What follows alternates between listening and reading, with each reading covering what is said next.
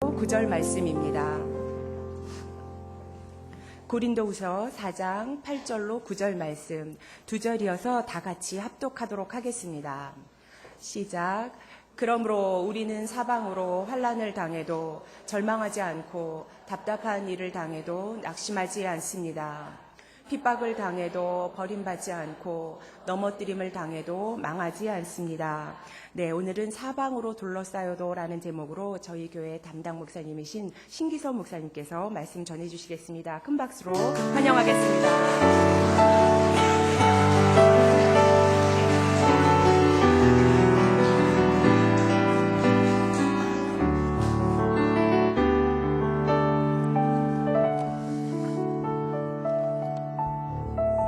반갑습니다.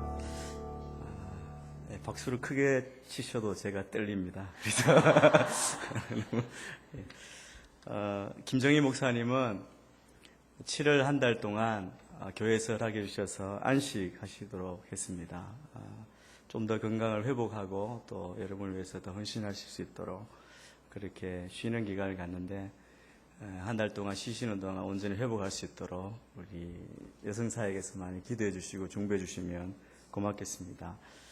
그래서 한 달 동안 저희 목사님들이 돌아가면서 여러분을 이렇게 만나서 말씀을 전하게 됐습니다. 마음 같아서는 제가 4번 다 하고 싶지만 예, 근데 지금 서보니까 만만치 않다는 생각이 들었습니다. 처음이 중요한데 제가 중학교 3학년 때인 것 같습니다. 78년도인가 그럴 것 같은데요. 중3 때 저희 지역 MBC에서 장학 퀴즈라는 라디오 프로그램이 있었습니다. 그래서 학교에서 대항을 하고 그다음에 지역에 모였는데 학교 대항에 어떻게 은혜로 제가 뽑혔습니다. 1학년, 2학년, 3학년 한 팀이 돼서 이제 제가 3학년이니까 학생들 이끌고 이제 지역에 있는 학교들 모아서 이제 대항하는 데를 이렇게 갔는데 그 장소가 하필이면 여자 중고등학교였습니다. 쉬는 시간 좀 이렇게 들어가는데요. 제가 얼마나 놀랐는지 벽 창문에 까만 옷, 흰 칼라만 보이는 교복을 입었으니까요. 봄이었는데 근데 저희들이 들어갔는데 저희는 서타도 아닌데 그렇게 소리를 지르고 좋다고 그래서 그때 이후로 제가 트라우마가 생겼습니다. 자매들 앞에 서면 이게 생각이 잘 안 나는 것 같아요. 그래서 원고를 많이 봐야 되고, 그것들을 읽어야 되고, 이런 경우가 많습니다. 여러분, 이 모든 게 사실은 우리의 마음, 우리의 생각 때문이기도 합니다. 제가 군대 갔다 온 후에, 그 전까지는 사실은 왕자병에 들어 있었습니다. 그래서 모든 사람이 다 저를 보는 줄 알았습니다. 저를 주목하고 그래서 옷에도 신경 쓰고 막 그랬는데 어느 순간부터 가만히 보니까 어제 내가 무엇을 입었는지 아무도 기억하지 않고 지금 내가 무엇을 입었는지도 아무 상관이 없더라고요. 그래서 제가 군대 제대 후에는 이제 복학생으로 학교 다닐 때 군복을 입고 다니고 옷칼을 신고 다니고 뭐 이렇게 다니기도 했습니다. 그래도 전혀 지장이 없이 잘 다녔는데 제가 생각해보니까 내 마음, 내 생각이 바뀌니까 괜찮구나 하는 생각을 했습니다. 여러분, 하나님께서 창조하신 모든 자연 그리고 우리의 몸, 우리를 창조하셨죠. 근데 하나님이 창조하신 것 가운데 특별히 마음, 생각 그리고 우리 두뇌 이 모든 것도 다 하나님이 창조하셨습니다. 근데 여러분, 우리의 생각, 우리의 마음, 특별히 우리 두뇌를 한번 생각해 보십시오. 엄청난 양의 정보를 매일매일 쉬지 않고 일평생 동안 사실은 지치지도 않습니다. 그리고 속도가 늘어지지도 않고요. 80이면 80, 아니면 90이면 90, 100년이면 100년 계속해서 똑같이 많은 양의 정보를 처리합니다. 몸은 지치고 힘들어도 사실은 우리의 생각, 우리의 정보는 계속 처리가 되고 있고 다 생각하고 그렇게 살고 있죠. 이것은 정말 상상을 초월하는 양이고요. 우리의 머리를 따라잡을 컴퓨터는 아무것도 없다 그러지 않습니까? 그런데 심지어 우리의 두뇌에 우리 일평생 동안 사용하는 이 두뇌의 양이 일부분만 우리를 사용한대요. 아마 다 쓰면 아마 난리가 날 겁니다. 그런데 일부분만 쓰는데도 우리가 이렇게 많은 양의 정보, 많은 생각을 하고 우리가 살아가고 있습니다. 그런데 일생 동안 우리가 사용하고 생각하는 이 마음, 또 우리의 머리에 대해서, 우리 두뇌에 대해서 사실은 별로 집중하지 않고 우리는 환경과 또 우리의 외부적인 것에 더 많은 신경을 쓸 때가 많이 있습니다. 성경은 우리에게 이렇게 말씀하고 있습니다. 잠언 23장 7절에 보면 우리 자막이 준비되어 있을 것 같은데요. 우리 같이 한번 읽겠습니다. 시작. 그 마음에 생각하는 그대로 사람도 그런즉 그가 네게 먹고 마셔라 라고 말하지만 그 속마음은 내 편이 아니다. 개역 성경에 보면 이렇게 말하고 있습니다. 앞부분이 중요한데요. 대저 그 마음의 생각이 어떠하면 그 위인도 그러한즉. 이 말은 우리의 생각하는 바로 그 생각이 우리라는 것입니다. 우리가 어떤 사람인가, 내가 지금 무엇을 생각하고 무엇을 중요하게 여기고 어떤 생각을 따라가느냐가 바로 우리 자신이라는 것을 보여준다는 것이죠. 여러분이 생각하는 바로 그것이, 그 생각이 바로 당신 자신이라는 것입니다. 그 생각, 그 어떤 것보다 여러분의 생각이 또한 여러분의 인생을 결정한다고 말할 수 있습니다. 사실은 우리의 인생을 결정하는 것은 우리의 배경, 교육 환경, 아니면 우리의 유전적인 것, 그런 것으로 우리가 생각하기가 쉽습니다.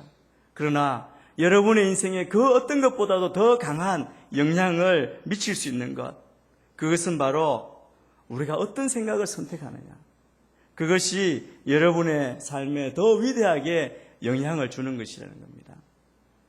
저는 오늘 이 바울 사도가 고린도후서에서 말씀하신 이 내용을 가지고 우리가 잘 아는 말씀, 사방에 우겨쌈을 당하여도, 그런 환경을 거치는 사람이 얼마나 많은지 모릅니다. 아마 우리 가운데도 누구나 예외 없이 그런 상황, 그런 환경 가운데 있는 분들이 많이 있습니다. 그런데 그 모든 상황보다 더 중요한 것은 우리가 어떤 생각을 선택하느냐, 그것이 중요하다는 것이죠. 여러분의 삶이 변하기를 정말 심각하게 생각하신다면 어디서부터 시작할 수 있느냐 하면 여러분의 생각을 바꾸는 것에서부터 시작할 수 있습니다. 여러분이 뭔가 풀리지 않고 여러분 가운데 우울함이 생기고 여러분 가운데 실패와 좌절감이 들고 그리고 어두운 터널을 건너가는 것 같은 그런 상황이 가운데 있을 때 저는 여러분들이 무엇으로부터 시작하느냐 하면 오늘 이 아침에 여러분의 생각을 바꾸는 것으로, 여러분의 생각이 어디로 향하는지를 선택하는 것으로부터 시작하게 되기를 바랍니다. 여러분, 우리는 다 영적으로도 달라지기를 원하고 우리의 삶의 모든 것이 달라지기를 원합니다. 육체적으로도 좋은 건강을 갖기를 원하고 또 재정적으로, 사회적으로, 관계적으로 다 풀려나가기를 원하죠. 그것 때문에 기도하고 구하고 노력하고 있지 않습니까? 하나님께서 여러분에게 원하시는 모습으로 여러분이 더 변화되기를 원하신다면 그것은 바로 생각입니다. 생각을 어떻게 바꿀 것인가? 인생을 바라보면 산과 계곡이 함께 있는 것처럼 올라갈 때도 있고 그리고 내려갈 때도 있습니다. 높은 상황 가운데 정말 좋을 때도 있지만 아주 바닥에 처해서 더 이상 내려갈 곳 없는 것 같은 그런 상황 가운데 처할 때가 있죠. 좋을 때도 있고 나쁠 때도 있고 어떤 것이 내 인생의 진로를 방해할 때, 그 방해물에 막혀 있을 때도 있고 또 어떤 때는 좋은 기회를 잡았을 때도 있습니다. 그런데 여러분, 이게 구별해서 오는 게 아닙니다. 이게 동시에 우리에게 오는 거예요. 기회이기도 하고 위기이기도 한 것이 우리의 상황 가운데 갑자기 다 다가오는 것이죠. 이럴 때 여러분, 우리는 어떻게 해야 합니까? 여러분은 어떻게 하고 계십니까? 이 문제들을 좋은 문제든 아니면 나쁜 문제든 위기이든 기회이든 이것을 어떻게 우리가 뚫고 나가느냐, 그것을 우리가 생각해 봐야 합니다. 사실은 우리의 가장 큰 문제는 뭐냐 하면 우리의 관점입니다. 이 퍼스펙티브라 그러지 않습니까? 우리가 이걸 어떻게 보느냐. 똑같은 걸 보지만 각 사람마다 보는 관점이 다른 것이죠. 여러분 앞에 있는 이 문제, 여러분이 지금 겪고 있는 이 문제를 어떻게 보느냐가 사실은 지금 이 문제보다 더 중요하다는 거예요. 여러분이 문제에 대해서 올바른 관점을 가지고 있을 때 여러분은 모든 문제를 다 처리할 수 있습니다. 저는 그것을 여러분에게 확실하게 말씀드릴 수 있습니다. 그것을 어떻게 보느냐.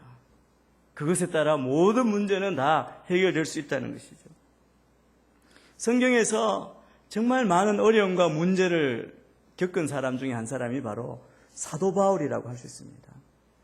사도 바울이 얼마나 많은 일을 겪었는지, 사실은 자기의 몇 번의 간증, 고백과 같은 이야기를 통해서 자기가 어느 출신이고 어떤 어려움을 겪었고 어떤 인생을 살았는지가 다 나오고 있습니다. 그 어려움, 우리 같으면 그 어려움 가운데 실망하고 좌절하고 오히려 나락에 떨어질 수도 있죠. 그런데 그는 승리한 삶을 살았습니다. 표대를 향하여 계속 달려갔다고 이야기합니다. 이 고린도후서 4장 오늘 읽은 말씀에서 몇 가지 문제를 우리에게 보여주고 있습니다. 저는 이 문제를 하나하나 따지는 것보다 바울이 어떤 관점으로 이 문제를 해결했는지를 함께 나누기를 원합니다. 8절 9절을 같이 한번 보겠습니다. 8절 9절 우리가 읽었지만 한 번 더 한 목소리로 봉독하겠습니다. 시작. 그러므로 우리는 낙심하지 않습니다. 핍박을 당해도 버림받지 않고 넘어뜨림을 당해도 망하지 않습니다. 바울이 겪은 고난, 한마디로 말하면 헤어날 길이 없는 것 같은 사방으로 우겨쌈을 당했다는 것이죠. 우리 권사님 기도하실 때 다 사방으로 우겨쌈을 당해도 하늘이 뚫려 있다고 그렇게 말씀하셨는데 정답을 말씀해 주셨지만 어떤 때는 하늘이 보이지 않잖아요.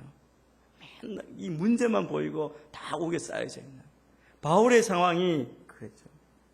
절망이 있고 핍박이 있고 넘어뜨림을 당하고 그랬습니다. 그럼에도 불구하고 이 바울은 이 답답한 일을 당해도 그리고 절망을 당해도 절망하지 않고 낙심하지 않고 그리고 버려졌다는 느낌을 갖지 않고 망하지 않았다고 이렇게 이야기하고 있습니다. 그에게 있었던 것은 놀라운 인내가 있었습니다. 인내. 그 어려운 가운데 참을 수 있는 인내가 있었죠. 넘어뜨림을 당해도 망하지 않았습니다. 그는 계속 자기가 해야 할 일을 그리고 자기가 받은 사명의 길을 계속 갔다는 것이죠. 여러분 바울에게 그런 인내, 그런 에너지가, 그런 결단력이 어디로부터 온 것입니까? 어떻게 그것을 얻을 수 있었습니까? 여러분이 만약 이런 문제가 있다면, 여러분 가운데 이런 문제 가운데 처해 있다면, 여러분은 지금 바울처럼 이렇게 살아남을 수 있을 것인가? 그렇다면 어떻게 살아남는 것인가? 여러분 한번 생각해 보시길 바랍니다. 바울이 어떻게 이겼는지는 오늘 읽은 본문 뒤편에 보면 힌트를 얻을 수 있습니다. 고린도후서 4장 18절 말씀인데요. 우리 같이 한번 읽겠습니다. 고린도후서 4장 18절입니다. 같이 읽습니다. 시작. 우리가 주목하는 것은 보이는 것들이 아니라 보이지 않는 것들입니다. 보이는 것들은 잠깐이나 보이지 않는 것들은 영원하기 때문입니다. 바울의 인내의 비결은 그의 마음, 생각에 집중했다는 것입니다. 눈에 보는 것에 집중했다는 것입니다.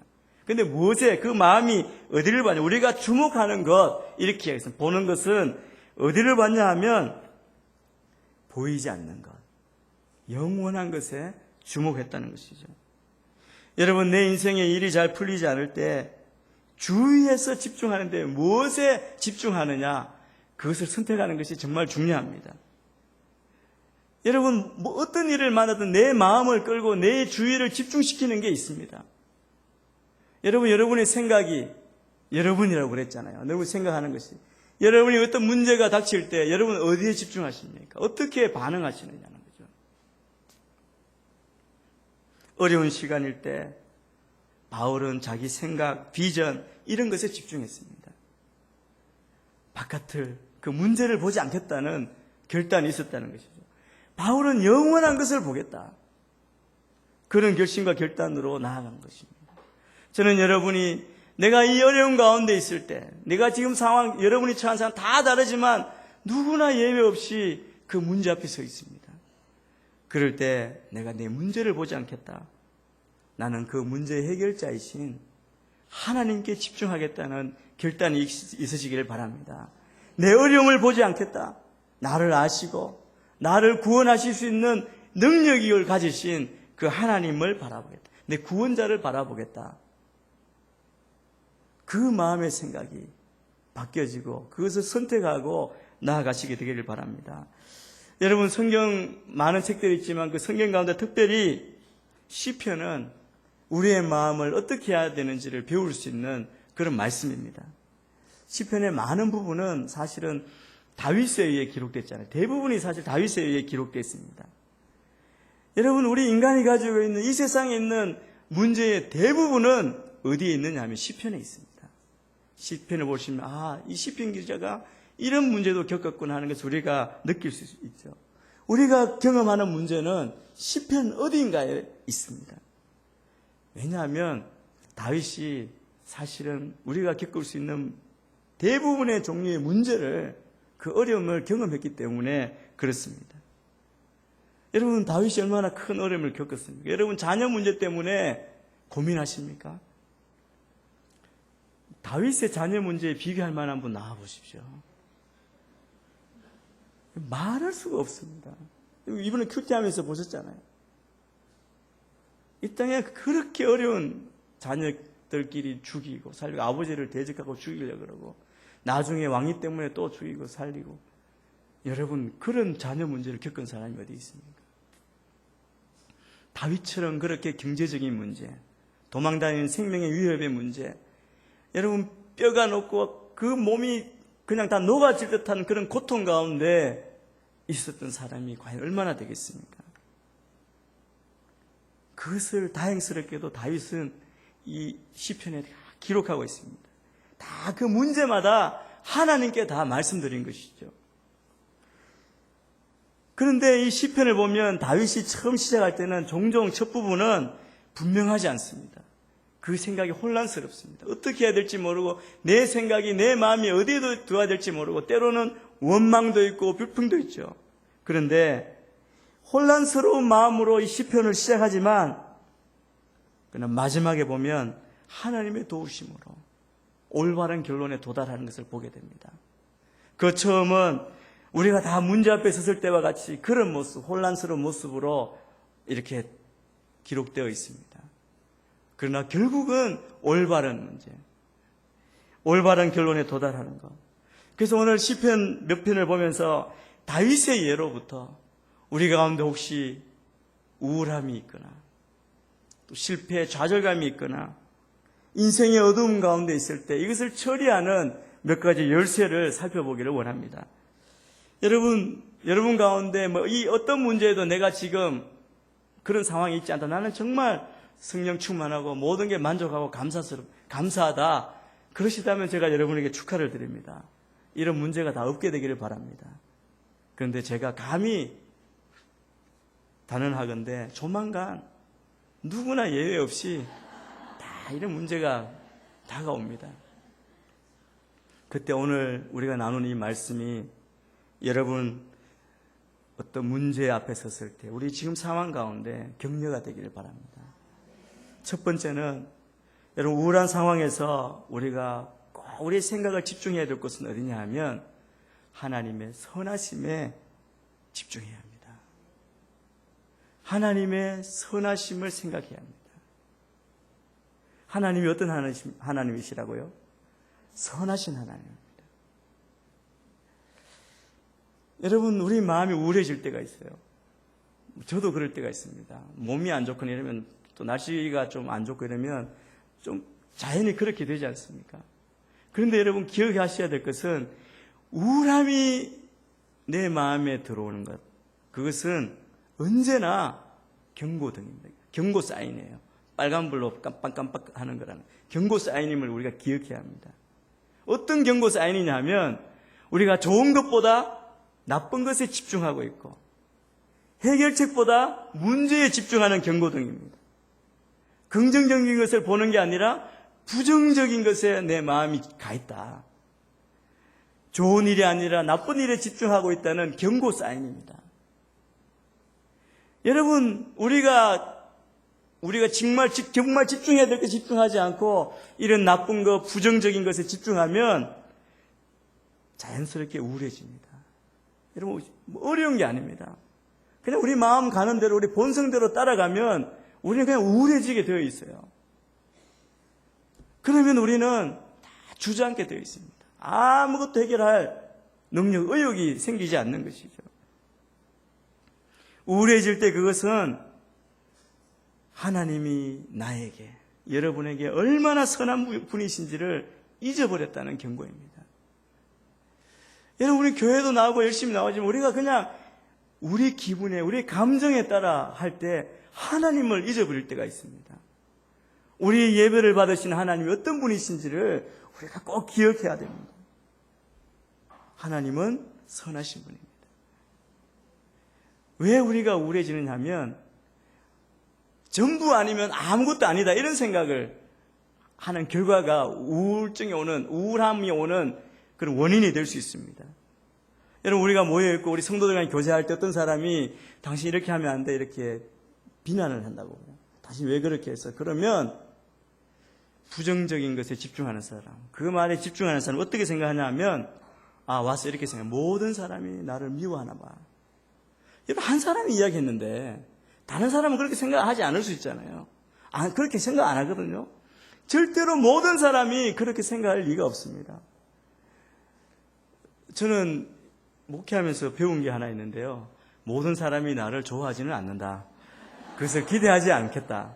그리고 모든 사람이 나를 싫어하지도 않는다. 때로 와서 불평하고 하더라도 그 사람 생각이지, 그것 때문에 상처받지 않는다는 것입니다. 그런데 여러분, 우울함을 찾아가는 사람은 그런 거예요. 모든 사람이 다. 여러분, 어떤 일이 잘 안 될 때가 있잖아요. 내가 계획했는데 그 일정대로 안 되고 어려움을 만날 때가 있어요. 그런데 어떤 사람은 어떻게 생각하냐면, 내 인생에 되는 일이 없어. 하나가 잘 안 되는데, 보면 다 되어 가는데 한 가지 안 되는 걸 가지고 모든 게 안 된다고 그렇게 낙담하고 우울해하는 사람. 여러분, 절대 그렇지 않습니다. 우리가 다 알고 있는데 그냥 혼자 있을 때는 자꾸 그렇게 생각하는 거예요. 어떤 일이 잘못될 수 있죠. 여러분 인생에 몇 가지 잘못될 수 있는 것이 있을지라도 모든 것이 다 잘못되는 것은 아닙니다. 우리가 받은 은혜, 우리 인생 가운데 정말 잘되고 잘한 것이 얼마나 많이 있는지를 한번 생각해 보십시오. 우리가 모든 것 아니면 다 제로다라고 생각하는 것, 그것은 우리를 우울하게 침륜에 빠뜨리게 합니다. 이러한 생각은 우리 인생 가운데 일어난 좋은 일, 감사할 일들을 잊어버리게 하는 것이죠.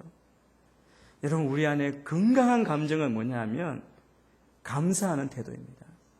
우리 안에 늘 감사하는 마음이 있을 때 우리의 마음이 밝아지고 기쁨이 넘치게 되지 않습니까? 감사할 때 우리는 감정적으로도 육체적으로도 건강해집니다. 그래서 제가 여러분 숙제를 하나 내어드리겠습니다. 오늘 집에 가시면 조용히 앉으셔서 종이를 하나 내십시오. 그리고 내가 감사한 것 100가지를 적어보십시오. 100가지나 되냐고 그렇게 생각하신다면 한번 적어보세요. 100가지 더 된다고 나중에 가져오실 것 같아요. 생각해 보십시오. 하나 여러분 모든 것이 다 100가지만 되겠습니까? 여러분의 삶에 하나님의 선하심이 충만하다는 것, 그것을 기억하시고 감사하시게 되길 바랍니다. 여러분, 이것이 시작점입니다. 여러분, 그냥 감사하는 것으로 끝난다면 그냥 우리가 잘 아는 것이죠. 그런데 그 이상의 더 하나님의 선하심을 기억할 때 더한 하나님께는 감사하는 것, 그 이상의 것이 있다는 것이죠. 하나님의 선하심에 집중하는 것은 여러분의 삶에 행하신 하나님의 선하신 것, 감사하는 것 그 이상, 하나님이 얼마나 좋으신지, 하나님이 어떤 분이신지 진지하게 생각한다는 의미입니다. 여러분, 하나님은 여러분을 사랑하세요. 여러분, 그게 느껴지세요? 한번 생각해보세요. 소름이 끼치지 않습니까? 하나님이 여러분을 사랑하세요. 여러분이 이해하실 수 없어도 여러분 삶에 가장 좋은 것을 원하시고, 그리고 그 좋은 것을 위해서 하나님이 일하시는 분이라는 것을 알게 될 것입니다. 지금도 하나님이 여러분을 위해서 일하시는 선하신 분이에요. 이것에 대해서 여러분 분명하게 생각해 보시길 바랍니다. 그런데 보면 우리 삶의 모든 일이 다 좋은 것은 아니잖아요. 우리에게 어렵고 나쁜 일이 얼마나 많이 일어납니까? 그러나 우리의 믿음의 고백은 그럼에도 불구하고 하나님은 항상 선하시다. 하나님은 항상 좋은 하나님이시다. 선하신 주, 좋으신 주. 왜냐하면 정말 그렇기 때문에 그렇습니다. 여러분의 인생을 향한 하나님의 계획은 항상 선하시고, 하나님은 여러분이 그분이 하나님을 믿는다면 어떤 나쁜 것도 선으로 바꿔주실 수 있는 항상 선을 이루시는 분입니다. 성경에 그것이 다 나와 있잖아요. 역사적으로 많은 믿음의 인물들이 나와 있지 않습니까? 제가 요셉의 이야기 여러분 안 해도 여러분 아시잖아요. 요셉은 12명 형제 가운데 11번째 태어난 아들입니다. 형들이 있죠. 근데 형들이 그 동생이 너무 편애를 받으니까 미워했잖아요. 그래서 어떻게 합니까? 주기를 했다가 구덩이에 빠뜨렸다가 그리고 애굽의 종으로 팔았습니다. 요셉의 입장에서 그것보다 더 나쁜 일이 어디 있습니까? 사랑하는 부모도 떠나고 부모는 죽은 줄로 알고, 그죠? 종으로, 그 당시 종으로 팔려갔다는 것. 그것도 자기 나라도 아니고 애굽으로 팔려갔습니다. 그럼에도 그는 열심히 했죠. 하나님 함께 하심을 알았어요. 근데 자기의 순결, 거룩함을 지키다가 또 옥에 갔어요. 여러분, 어느 정도 될 줄 알았는데 자기 모든 그 보디발 집에 모든 가사를 맡을 만큼 좀 편해졌는데 또 감옥에 갔습니다. 감옥에서 풀려날 줄 알았는데 또 잡혀졌어요. 왜 그렇게 됐습니까? 여러분, 하나님의 계획이 있었기 때문에 그렇습니다. 하나님의 계획은 좋으신 계획. 하나님은 선한 하나님이십니다. 저는 여러분이 그 선하신 하나님에 대한 의심이 하나도 없게 되기를 축복합니다. 하나님의 계획은 결국 어떻게 됐습니까? 요셉을 일으켰잖아요. 애굽의 2인자로. 그래서 애굽의 기근뿐 아니라 이스라엘 민족의 기근에서 구원할 수 있도록 하나님이 이미 예비하신 하나님의 선하심이 드러나 있습니다. 그리고 형들과 만났을 때 형들이 얼마나 두려워 떨었습니까? 그죠? 여러분, 우리는 성공하는 드라마를 보니까 성공하는 목적이 뭡니까? 원수 갚으려고. 내가 원수를 갚겠다. 그래서 성공하고 막 애쓰잖아요. 얼마나 불쌍한지 모릅니다. 불행해지는 것이죠. 형들이 혹시 보복을 당할까봐 창세기 50장에 보면 아버지가 돌아가시고 유언할 때 동생에게 가서 살려달라고 잘해달라고 그렇게 이야기합니다. 그때 요셉이 안타까워하면서 이렇게 이야기합니다. 창세기 50장 20절인데요. 이것도 같이 한번 읽었으면 좋겠습니다. 시작. 형님들은 저를 해치려고 악을 꾀했지만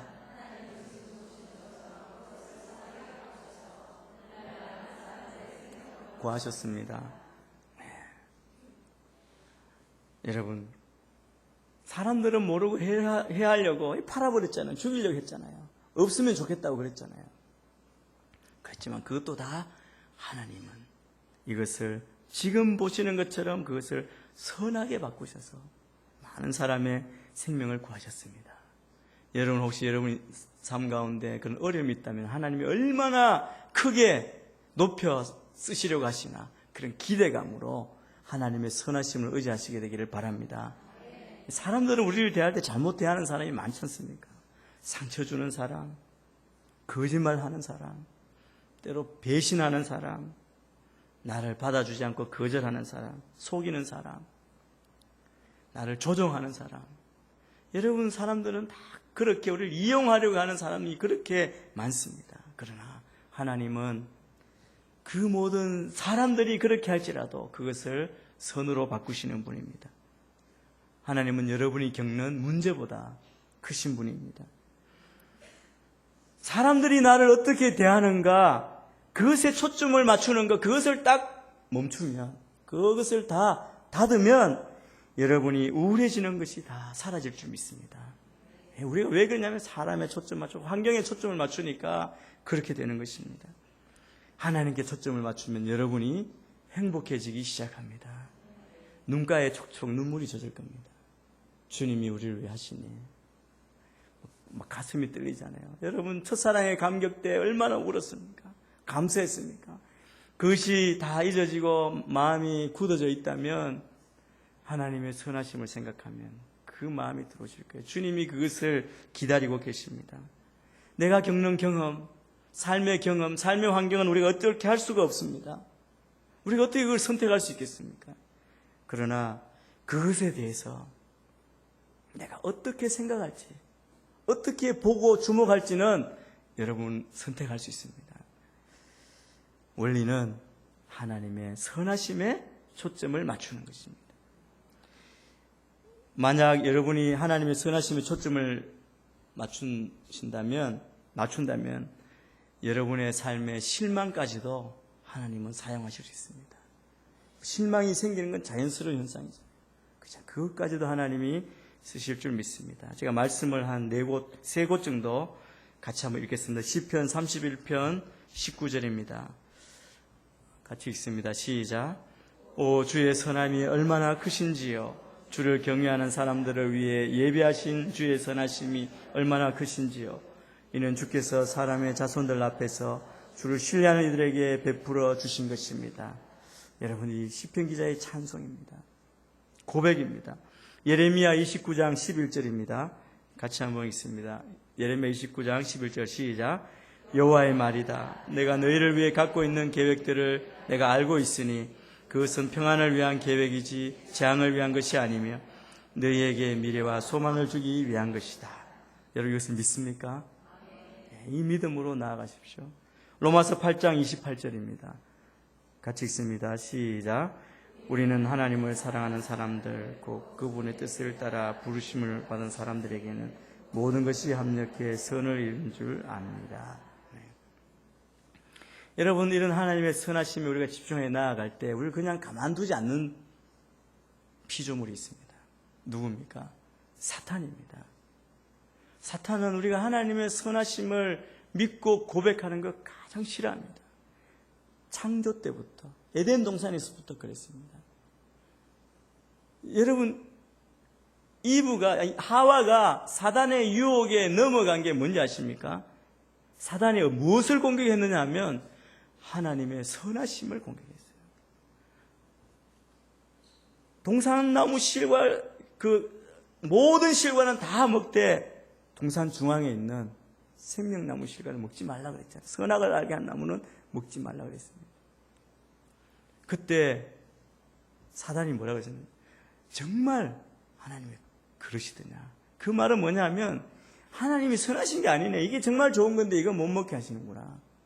여러분, 사단처럼 우리에게 계속 와서 의심하는 것은 과연 하나님 내 인생 가운데 이런 것 허락하지 않으시고 내가 원하는 것 해주지 않는데 정말 하나님 선하십니까? 그 유혹의 마음을 계속 사단이 주고 우리를 공격합니다. 하나님이 분명히 경고하셨잖아요.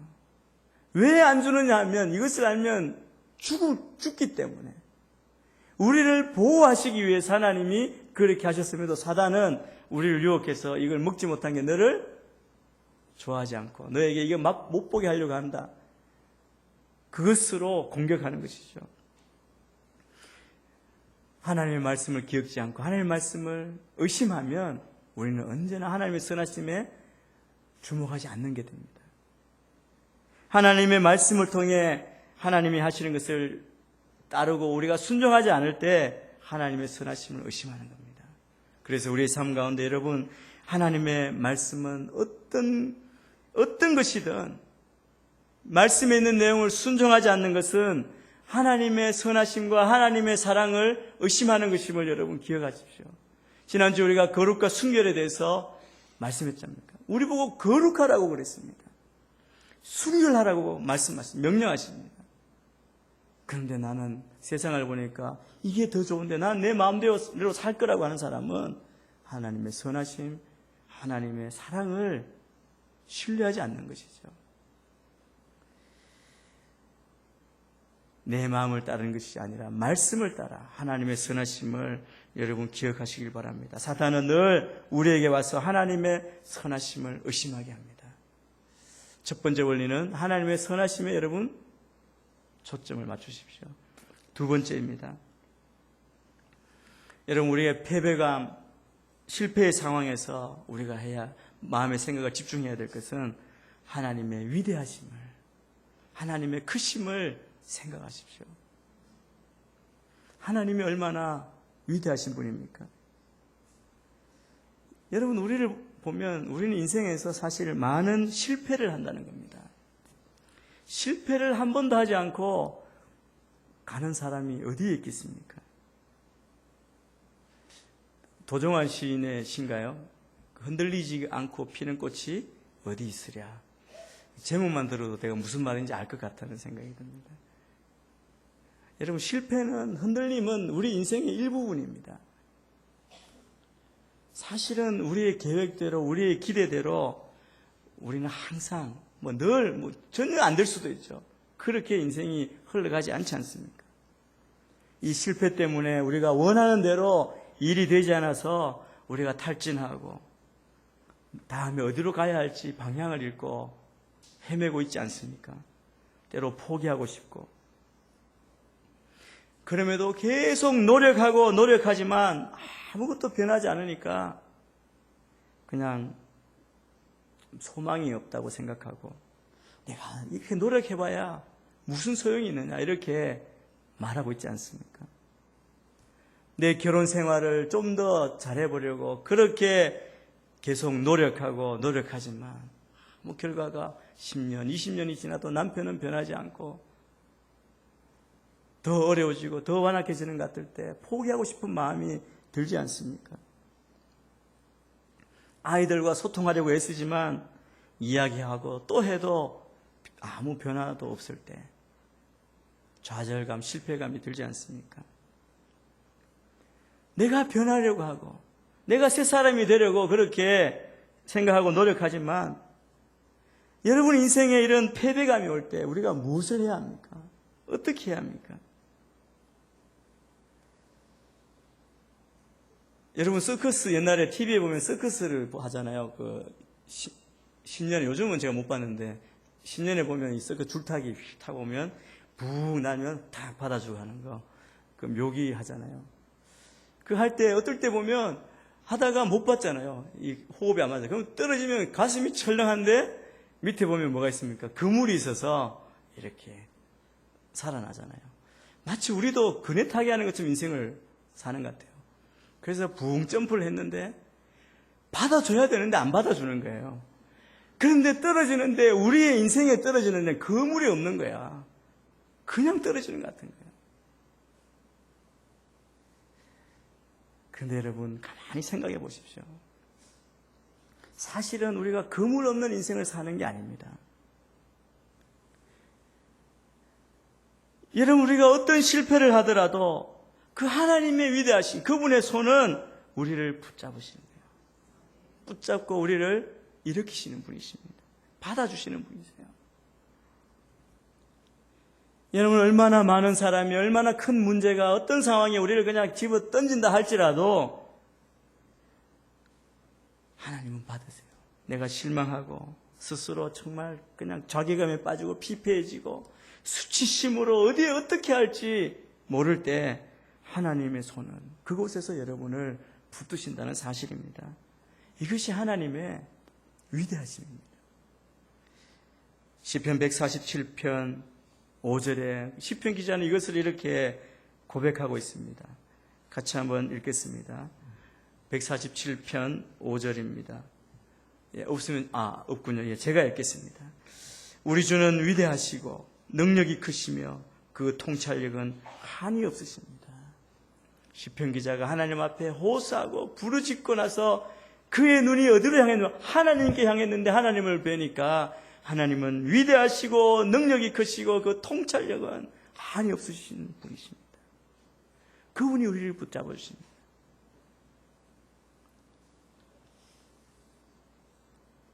동일하게 여러분, 문제를 보는 건 멈추고 하나님의 능력을 바라보기 시작하시길 바랍니다.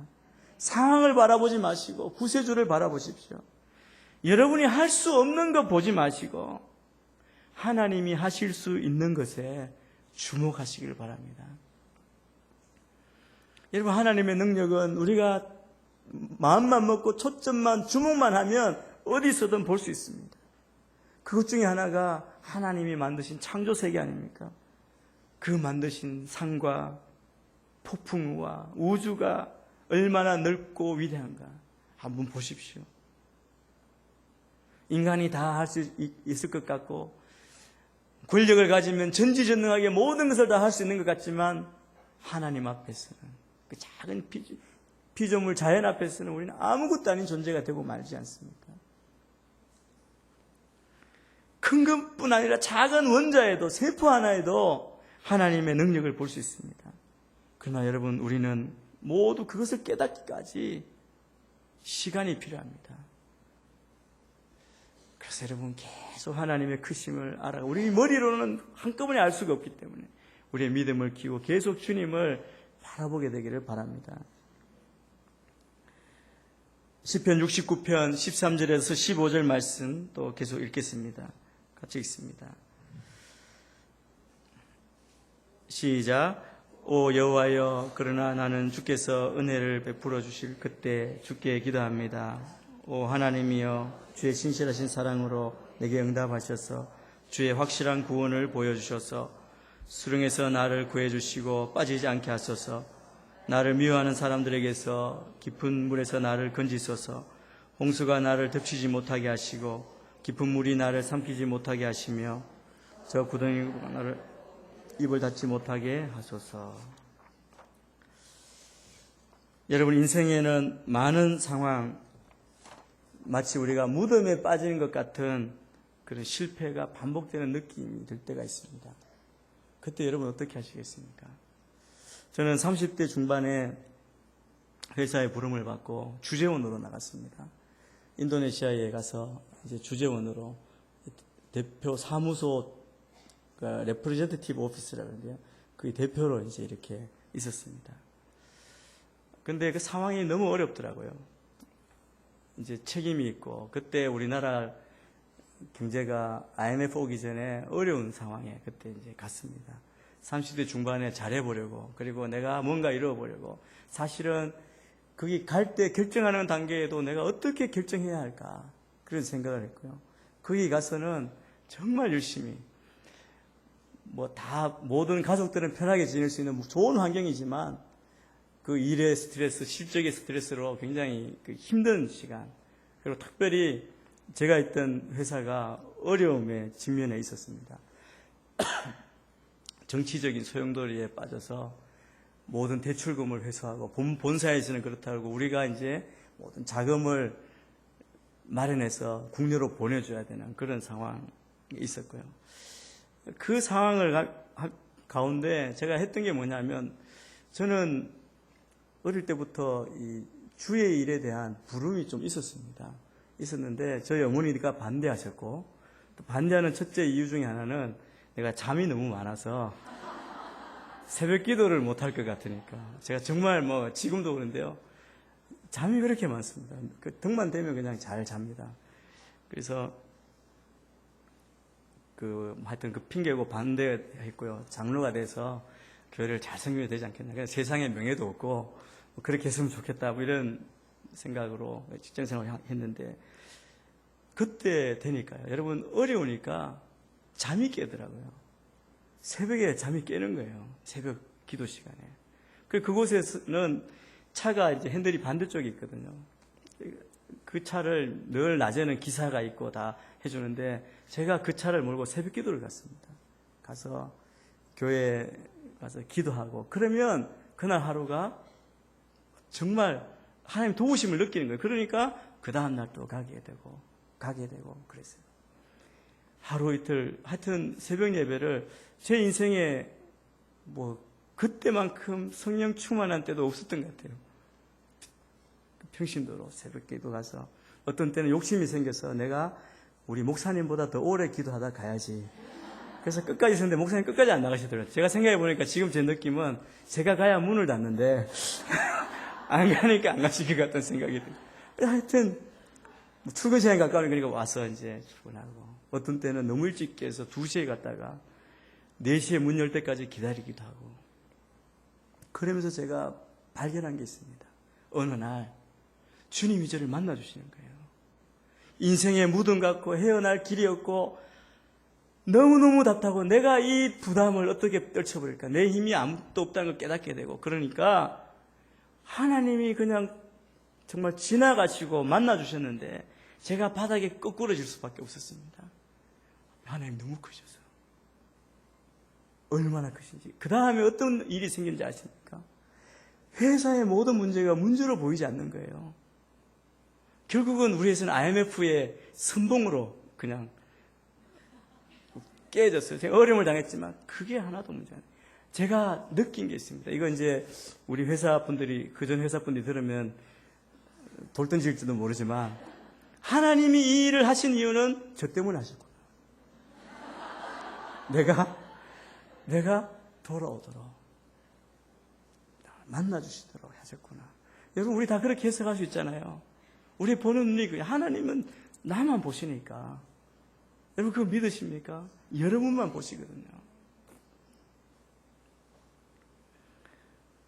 저는 여러분이 패배감, 헤어날 수 없는 사방에 둘러싸인 것 같은 느낌이 있을 때 여러분 이성적으로는 이해할 수 없어도 오늘 하나님의 원리대로 하나님의 선하심 그리고 하나님의 그 위대하심에 집중하게 되기를 축복합니다. 우리는 그걸 보지 못하고요. 결혼 생활, 자녀 문제, 생업의 문제, 재정의 문제 이거 다 해결하려고 더 빨리, 더 열심히, 더 부지런히 합니다. 여러분 늪에 빠지고 물에 빠져보세요. 더 움직이면 더 빨리 빠지게 되어 있습니다. 우리 인생에도 마찬가지 원리입니다. 물에 빠지면 바깥에 있는 사람이 도와줘야 됩니다. 건져내야 합니다. 그래서 우리에게 믿음의 친구가 필요하고 상담자가 필요하죠. 그 도와주시는 외부의 도움 가운데 하나님의 전능하심이 포함되어야 돼요. 하나님 전능하시고 하나님은 위대하시기 때문에 우리를 가볍게 건져내실 수 있습니다. 때로 우리 스스로 극복할 수 없는 문제, 그런 상황이 있잖아요. 사실은 대부분이 그렇다고 할 수 있습니다. 모든 상황을 우리가 어떻게 마음대로 할 수 있겠습니까? 그때 우리에게 필요한 것은 하나님의 손이 필요해요. 하나님 손을 붙잡아야 됩니다. 그 하나님을 만나시게 되기를 바랍니다. 간절함으로 찾으면 만나게 되어 있습니다. 예레미야 32장 27절 말씀입니다. 32장 27절 같이 한번 읽겠습니다. 시작. 보아라, 나는 모든 육체의 하나님 여호와다. 내게 너무 어려워서 못할 일이 있느냐. 마태복음 9장 28절에서 30절 길지만 3절인데요. 같이 한번 읽겠습니다. 시작. 예수께서 어떤 집으로 들어가시자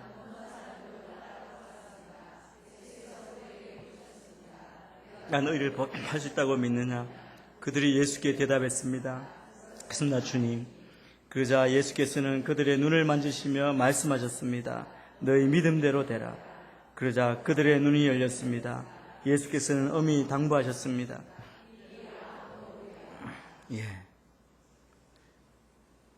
내가 너를 보게 할 수 있다고 믿느냐?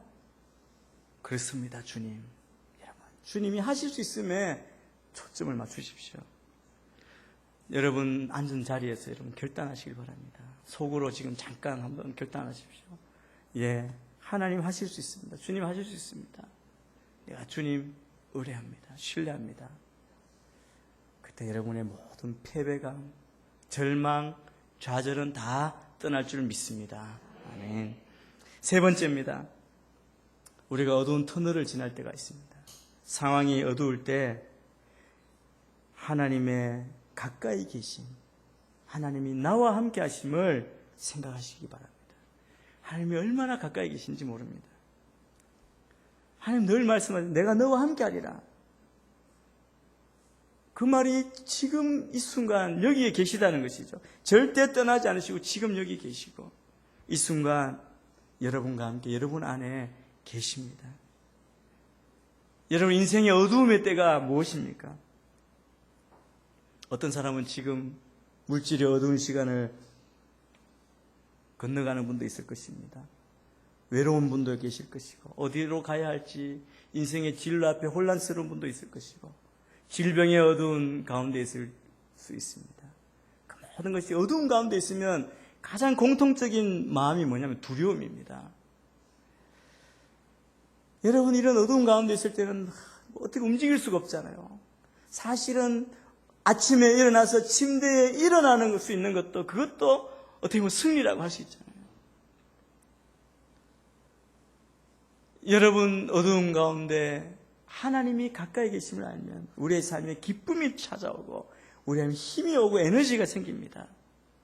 비록 병 때문에 관계의 갈등 때문에 또 사람들과의 관계가 멀어지고 감정의 장벽이 막히고 다른 사람으로부터 떨어지고 근데 무엇보다 내 마음이 찢어지는 것 같은 그런 고통과 아픔을 느껴질 때 그때 이 어둠의 때 여러분이 무엇을 할 수 있습니까? 시편 112편 1절에서 8절까지 말씀을 한번 봤으면 좋겠습니다. 하나님이 가까이 계시는 그날 무엇을 할 수 있습니까? 우리 1절에서 8절까지 쭉 한번 천천히 같이 읽겠습니다. 시작. 경외하고 그 자손이 그 땅에서 강해질 것이요 정직한 사람들의 세대에게 복이 있을 것이다. 그 집에 부와 재물이 있고 어려움도 어둠 속에서도 빛이 일어나 정직한 사람들을 비출 것이니 그는 은혜를 베풀 줄 알고 인정 많고 의롭구나. 선한 사람은 아낌없이 베풀고 기꺼이 빌려주니 그런 사람은 분별력 있게 일을 처리할 것이다. 그는 영원히 흔들리지 않을 것이며 그가 나쁜 소식을 두려워하지 않는 것은 그 확고하기 때문에 마음에 흔들림 없이 두려워하지 않을 것이니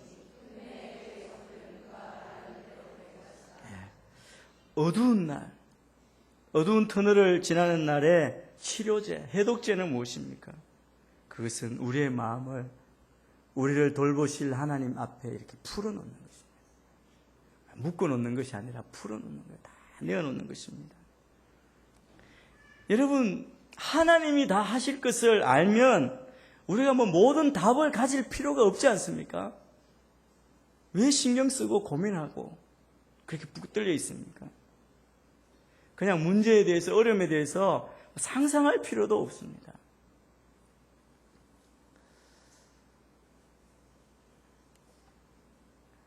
여러분 어두운 터널을 지날 때 여러분 혼자 간다고 생각하십니까? 하나님의 임재를 기억하시게 되길 바랍니다. 하나님은 내가 너와 함께한다. 그렇게 말씀합니다. 하나님은 우리를 이해하시고 돌보시고 깨어서 우리를 보시는 거예요. 보시고 우리를 다 아시는 분이십니다. 시편 34편 18절 말씀도 같이 한번 읽겠습니다. 시작. 여호와께서는 마음이 상한 사람들 곁에 계시고 뉘우치는 마음이 있는 사람들을 구원하십니다. 우리 마음이 상한 사람들 곁에 그리고 뉘우치는 마음이 있는 사람들을 구원하신다고 했습니다. 우리가 약하고 이런 아프고 이럴 때 우리 마음이 겸손해지잖아요. 그때 하나님 옆에 계시는 거예요. 여러분, 우리는 누가 어두운 날 좋아하겠습니까? 깜깜한 거 싫어하지 않습니까? 어두운 곳에 있으면 어디로 가야 되는지 방향도 알 수 없고 어디가 끝인지도 알 수 없는 그 두려움이 있습니다. 하나님은 그 어둠 속에서 내 손을 잡아주십니다. 마음이 찢어질 때, 내가 아무것도 할 수 없을 때 어떻게 하십니까? 여러분 오직 하나님을 신뢰하시기를 바랍니다. 하나님을 신뢰할 수 있습니다. 아무리 어두워도 어린아이가 부모 손 잡으면 두려워하지 않잖아요. 그렇게 따라가면 되니까. 하나님은 선하시고 위대하십니다. 그리고 하나님은 내 가까이 계시는 분입니다. 시편 37편 34절에 이렇게 기록되어 있습니다. 이것도 같이 읽겠습니다. 마지막으로 같이 읽습니다. 시작. 여호와를 바라고 그 길을 지키십시오. 그분이 당신을 높여 땅을 상속하게 하실 것입니다. 악인이 끊어지는 것을 당신이 보게 될 것입니다. 여러분 마음이 깨어질 때 계속 하나님을 신뢰하십시오. 여러분 이거 그냥 쉬운 말로 값싼 응답, 그냥 거짓 소망이 아닙니다. 요즘은 그렇게 믿는 분들이 많이 계시더라고요. 목사가 설교 준비해서 올라와서 이야기하면 그냥 마치 쇼하듯이 보는 분들도 계세요. 그러시면 안 됩니다. 여러분 기도하십시오. 여러분 하나님을 바라보십시오. 이건 그냥 지나가는 소리가 아니고 한 생명을 영원으로 이끄는 생명의 말씀입니다. 거짓 소망이 아닙니다. 그냥 귀에 달콤한 얘기가 아니죠. 여러분 이렇게 이야기한다고 여러분의 모든 고난이 하룻밤 사이에 지나가지는 않을 것입니다. 상황은 그대로 있을 것입니다. 그러나 제가 말씀드렸잖아요. 무엇을 어떻게 보느냐에 따라 그 문제의 크기가 달라집니다. 우리가 하나님을 바라봄으로 우리 인생 가운데 하나님이 우리를 향한 하나님의 목적을 그냥 쉽게 하시려는 게 아닙니다. 우리 짐을 덜어주시고 우리 인생길을 쉽게 하시는 게 아니라 똑같은 무게의 십자가를 지고 우리가 가야 할지 모릅니다. 어떻게 보면 바울처럼 다윗처럼 그런 고난의 길을 갈 수 있습니다. 그러나 하나님을 바라보고 그 길을 지키고 주님을 의뢰할 때 하나님은 우리에게 똑같은 길이지만 우리에게 힘을 주시는 거예요. 더 강하게 하시고 우리의 인격을 세워주시고 우리를 예수님을 닮게 하시는 것입니다. 이것을 언제 배울 수 있느냐 하면 오직 어둠 가운데 배울 수 있습니다. 편안할 때는 인간은 누구나 마찬가지입니다. 배울 수 없고 그냥 그것으로 만족하기가 쉬운데, 그래서 말씀에 기록되어 있는 것처럼 고난당한 것이 내게 유익이라 내가 이로 주의 윤례를 배웠나이다.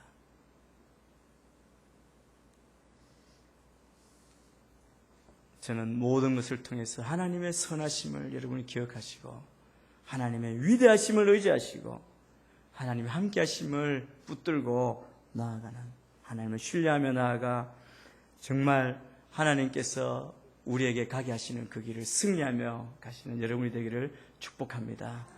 때로 주님 앞에 우시고 주님 앞에 계시고 내 옆에 계시니까, 내 안에 계시니까 주님과 교제하시고 주님이 보게 하시는 대로 그 모든 상황을 이겨나가시는 주의 백성이 다 되기를 축복합니다.